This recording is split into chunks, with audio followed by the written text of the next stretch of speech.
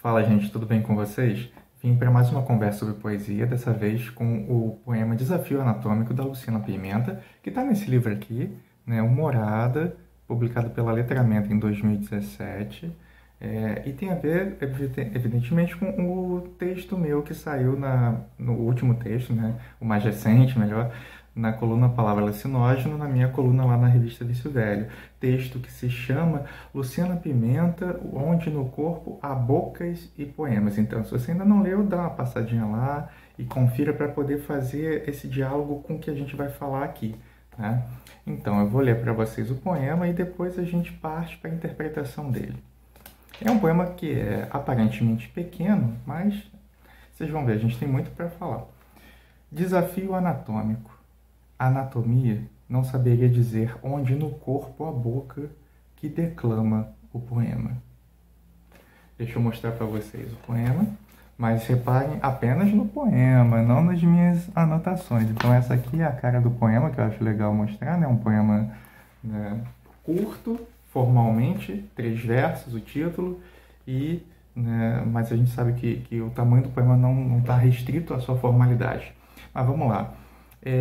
De cara, a minha leitura é que esse poema traz também esse questionamento da forma, mas da forma no sentido corporal, né? Uma corporeidade da forma, digamos assim. E se a gente for pensar, né, o título, né, e dentro daquela ideia, até muito barriana, né, eu lembro muito nessas horas daquele verso do Manuel de Barros que ele diz repetir, repetir até ficar diferente, que é quando você fica lendo uma palavra determinada, uma frase, fica repetindo aquela leitura até que você consegue limpar os sentidos mais evidentes dela, da palavra ou da frase e chegar a outros lugares, né? E eu costumo dizer também que uma coisa é o que a gente diz sobre a palavra e outra coisa muito diferente é o que a própria palavra diz. Então eu gosto muito de ficar atento ao que a palavra diz. E, nesse sentido, a gente começa aqui, por exemplo, no título, né, o desafio anatômico. Então, o que eu fiz? Eu peguei cada uma dessas palavras e fiquei martelando. O desafio, por si, já é uma palavra bem interessante, porque ela é uma palavra múltipla, né, com várias possibilidades de caminhos, né? Então, por exemplo, do desafio, a gente pode cortar aqui o des, né? A gente pega, que é uma palavra supostamente formada por um prefixo des, e a palavra afiar. Aí a gente começa, né? O des, ele tem tanto uma ideia de negação como de intensificação. Então, assim como o anatômico, quer dizer, não é que ele tenha outras palavras, outros sentidos, né? O ana significa através e o tomia vem do corte. Então, a anatomia é essa ideia de cortar através, né? Que a gente pensa a ideia sistêmica de um corpo analisado, né? Isso jogando para o desafio, eu acabei não falando desafio, né? Então vamos lá. O desafio, a gente pode pensar como deixar de confiar, né? Se a gente pensar o deixo como uma negação, e o afio, a gente pode entender tanto como afiar, essa ideia do corte, né? De ter um fio, né? Assim como afidar, que vem do latim fides, que significa fé. Então a gente já vai para um lugar de confiança. Então significa também, de certa maneira, provocar essa confiança. O desafio significa aquilo que não é confiável. E aí você dialoga com outras possibilidades, né? Então deixar de confiar, assim como também a ideia comum dicionarizada de provocar ao combate, né? Então você é desafiado, você é provocado a um combate, você é provocado a fazer alguma coisa que estaria supostamente além de um limite previsto, né? E também, por essa possibilidade de leituras múltiplas, a gente pode entender, de certa maneira, um refinamento, né? Então, essa ideia do des como intensificação, junto com a ideia do fio, é como se você entrasse no fio. Então, você refinasse essa ideia, né? E o fio, tanto como o corte, como até de uma linha, um fio como um caminho, sei lá, até um pouco forçosamente uma ideia de fio como caminho, né? Mas, por que não? Então, Então, trazendo essa ideia, né, desse desafio anatômico, juntando isso tudo, a gente percebe que, bom, eu pelo menos consigo ver aqui uma provocação à forma, né, e a forma eu entendo como também a maneira como o poema se apresenta corporalmente. Então, é um diálogo de uma corporeidade apresentativa do poema, se assim a gente pode pensar. E aí, a gente parte aqui para os versos. A anatomia não saberia dizer onde no corpo a boca que declama o poema. Na minha leitura, né, e eu friso, né, sempre uma leitura dentre muitas possíveis, né, eu gosto de pensar que assim, o verso inicial ele pode ter uma leitura, né, tanto formal quanto mais para um lado semântico, ou seja, formalmente é um verso enunciativo. Assim, a anatomia não saberia dizer. Ainda que a enunciativo a gente poderia até trazer uma ideia de ter dois pontos e enunciar alguma coisa, né? Mas não, é enunciativo no sentido de estar dizendo alguma coisa com um sentido completo. Ou seja, a anatomia não saberia dizer. Então, é uma certeza dentro de uma dúvida. Porque, como assim? Né? Se a anatomia não sabe dizer, há uma dúvida, claro. Né? Ela não saberia dizer. No entanto, é uma dúvida certa. Você não tem dúvida de que é posta uma dúvida aqui. Então, por isso que eu digo que é uma dúvida vinda pela certeza, né? Então, semanticamente, tem essa instauração da dúvida, ainda que formalmente há uma enunciação disso que virá a se dizer, né? E que teoricamente, sei lá, teoricamente não, mas talvez num primeiro momento a gente poderia pensar que o que viesse depois se resolveria, mas não, né? Vamos lá. Onde no corpo a boca que declama o poema. Então, assim, verso por verso, né? Ou melhor, antes, para mim, esse que é a grande questão do poema.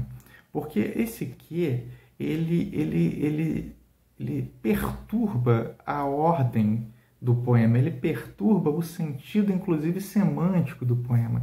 Porque se a gente fosse pensar muito numa ideia de senso comum, né, daquela frase reta, né, a gente leria assim: a anatomia não saberia dizer onde no corpo a boca declama o poema, né? Mas a Luciana vai lá e coloca um quê.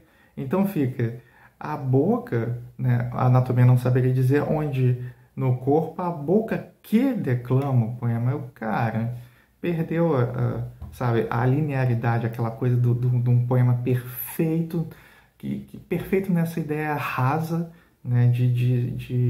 Sabe, de linha reta, digamos assim, né? Por quê? Vamos chegar lá. Eu já falei do primeiro verso, né? Anatomia não saberia dizer. Aí depois o segundo é muito interessante, porque eu acho esse verso lindo, né? Porque assim, onde no corpo a boca. Então, vejam que há aqui uma gradação, né? A ideia de lugar, ela é colocada onde, né? Com esse advérbio. Então, onde você tem uma... Né? Onde? Ok. Essa ideia, que está muito ampla, ela é reduzida, né? Você já tem aqui, então, uma ideia de corpo. Então, há uma região onde no corpo, né? E daí, dentro do corpo, há uma especificação ainda maior, que é a boca. E ela é colocada, inclusive, né, o artigo definido aqui, né, diz isso também, né? É algo que está determinado, está muito fácil de... Está direto, está ali, está posto, sem dúvida alguma, né? Onde no corpo a boca. Então eu gosto muito desse verso, tanto pela musicalidade dele, para mim é muito sonoro. Onde no corpo a boca é algo cadencial, assim, né? Tem uma cadência gostosa, assim, onde no corpo a boca. Ao mesmo tempo tem essa ideia gradativa, né? De algo que vem do maior para o menor, então vai especificando. E aí depois, né, o poema entra aqui, né, não é um problema dizer entra aqui, é um problema do poema, não é que seja um problema, mas aqui vem o legal do poema, que é quando isso tudo vai posto abaixo, né? Esse que, né, como eu estava dizendo, ele define qual é a boca. Né? Se a gente fosse ler a partir da boca... uma outra coisa muito importante, é um poema todo composto por Enjampeman, né? Então, eu acho que eu tenho que dizer isso antes de dizer o que eu estava dizendo, né? Porque, assim, a anatomia não saberia dizer onde no corpo há a boca que declama o poema. Então, então vejam que é um poema que ele, sei lá, ele poderia ser dito num fôlego só, não, numa linha só, né? A anatomia não saberia dizer onde no corpo há a boca que declama o poema, né? Numa frase só. Mas aí essa frase ela é cortada e veja, né? Num primeiro momento eu tinha pensado até que havia aqui uma perfeição formal no sentido da escansão, ou seja, o primeiro verso tem 12 sílabas, né? A anatomia não saberia dizer, e os outros dois são dois versos de 6 sílabas. Aí eu cheguei a pensar, pô, legal, então é um verso alexandrino, né? E os outros dois seriam dois hemistíquios, ou seja, quando o verso alexandrino, né, as 12 sílabas, elas são cortadas exatamente no meio, né, onde a sílaba tônica fica na sexta e na 12ª, né, ou melhor, onde a tonicidade, né, fica na sexta sílaba e na 12ª. Só que aqui não, porque por ser boca uma palavra paroxítona, ela acaba quebrando um pouco isso, então seria um falso hemistíquio de certa forma. Então, ou seja, por isso essa ideia também de formalidade, né? Que o poema, aparentemente, ele se mostra, assim, dentro de algo perfeito, de uma forma, não sei se eu posso chamar de forma fixa, até porque a ideia de forma fixa em poema eu acho uma grande ilusão, eu não acredito nisso. Eu tenho visto até muita gente discutindo sobre isso em redes sociais, o que eu acho interessantíssimo, né? E eu acho que poema é livre, mesmo que você trabalhe com soneto, com formas teoricamente fixas, isso não sei, não posso dizer talvez, mas um grande equívoco, né? Porque o poema ele é vivo, então uma forma fixa dá uma ideia de algo que não se move, e o poema, a gente sabe, ele é movente, né? Então, voltando ao que eu estava falando, e essa coisa do desafio anatômico, ele vem nessa ideia também da conformação do poema, né? Desses versos, dessas 12 sílabas quase que se dividem em 6, porque como eu estava falando da boca, por ser paroxítona, ela acaba não fazendo a elisão com o verso seguinte, que aqui vem o que já quebra, ou seja, esse que colocado, ele me lembra muito, sabe aquela instalação do Jorge Mendes Blake, se eu não me engano, que é o muro, né, onde tem um livro, né, lá embaixo, e aí aquele livrozinho que é o Kafka, né, o Castelo, inclusive a obra se chama Castelo, né, ele faz com que o muro todo, né, fique deformado naquele lugar. Então o muro que vem perfeito, aí tem aquela parte do livro, então o muro faz uma onda, né? E esse aqui, ele mais ou menos, para mim, na minha leitura, né, quer dizer, ele funciona como esse livro, né? Porque eu acho que esse aqui, ele destrói essa conformação do poema. Então, por isso é excelente isso. Eu achei isso maravilhoso. Por isso esse poema me chamou tanta atenção. Como uma partícula, né? Como uma palavrinha dessas muda completamente a ideia. Mas aí, voltando, a anatomia não saberia dizer onde no corpo a boca que declama o poema. Então veja que quando a gente pensa, quando a gente lê isso aqui, esse que ele deixa a frase incompleta, porque isso vai retomar o dizer, que veja só, a anatomia não saberia dizer, aí dá uma pausa, né? Onde no corpo, né, há aqui uma intercalação aqui, a gente intercala onde no corpo, e aí volta para completar. A boca que declama o poema. Mas aí, como a boca, como isso aqui seria então um pronome relativo, ele vai especificar, mas que boca, né? A boca que declama o poema. Ok, mas isso faz com que o dizer fique incompleto, né? O dizer fica incompleto com essa inserção do que, porque ele vai dizer o quê? Estão percebendo isso? Olha só, a anatomia não saberia dizer. Eu vou falar com e sem o que, para vocês perceberem, né? Sem o que. A anatomia não saberia dizer onde no corpo a boca declama o poema.